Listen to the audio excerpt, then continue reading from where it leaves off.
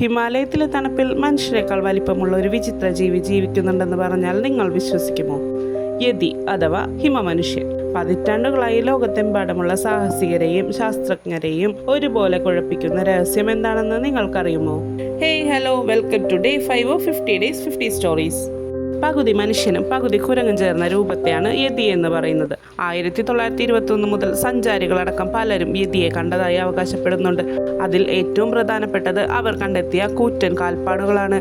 മനുഷ്യൻ്റേതുപോലെ രൂപസാദൃശ്യമുള്ള വലിയ കാൽപ്പാടുകൾ കണ്ടതായാണ് പലരും അവകാശപ്പെടുന്നത്. 2019 ഇന്ത്യൻ ആർമി പോലും ഹിമാലയത്തിൽ 32 ഇഞ്ച് വലിപ്പമുള്ള വിചിത്രമായ കാൽപ്പാടുകൾ കണ്ടെത്തിയതായി വെളിപ്പെടുത്തിയിരുന്നു. എന്നാൽ ഇത് വെറും ഒരു കരടിയാണെന്നും അതല്ല വംശനാശം സംഭവിച്ച ഒരു പുരാതന ജീവിയാണെന്നും പല അഭിപ്രായങ്ങളുണ്ട്.